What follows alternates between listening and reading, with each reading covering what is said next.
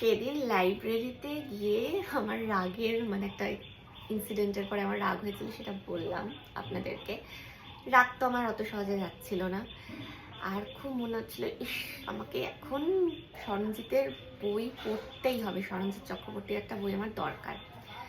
যেমন ভাবা তেমন কাজ, চলে গেলাম আমাদের কাছেরই একটা দোকানে, আনন্দের স্টল, আনন্দের আর কি আউটলেট। তো গিয়ে দেখছিলাম কি বই পাওয়া যায় কি বই পাওয়া যায় না। তারপরে বেশ কিছু বই দেখলাম।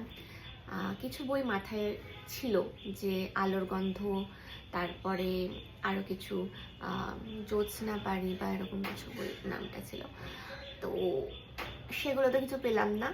তারপরে মনে হলো যে এই বইটা বেশ ইন্টারেস্টিং লাগছে, তখন এই বইটা নিয়ে ফেললাম। জানি না কেমন, কারোর যদি এটা পড়া হয়ে গিয়ে থাকে প্লিজ একটু জানিও যে আমি কি ভালো বই নিয়েছি, নাকি ওনার এর থেকে অবভিয়াসলি ওনার এর থেকে নিশ্চয়ই ভালো বই রয়েছে। তবে এই বইটা কেমন সেটা আমি জানতে চাই। আর আমি বইটা কিনে খুবই খুবই খুবই খুশি হয়েছি। 400 টাকা দাম, যদিও আমি 325 টাকায় পেয়েছি, ডিসকাউন্ট পেয়ে আমি আরও খুশি হয়ে গেছি।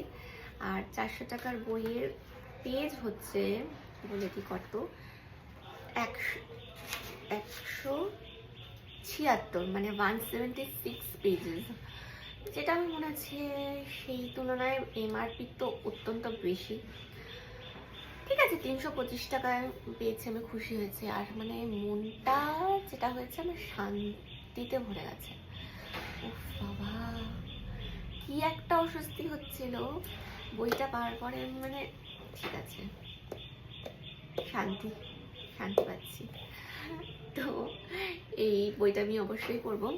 আর তোমরা যদি অলরেডি কেউ পড়ে থাকো তাহলে অবশ্যই আমাকে জানিও যে কেমন লেগেছিল, কি এক্সপিরিয়েন্স, আর কি কি স্মরণজিৎ চক্রবর্তীর বই আমার পড়া উচিত বা সবার পড়া উচিত।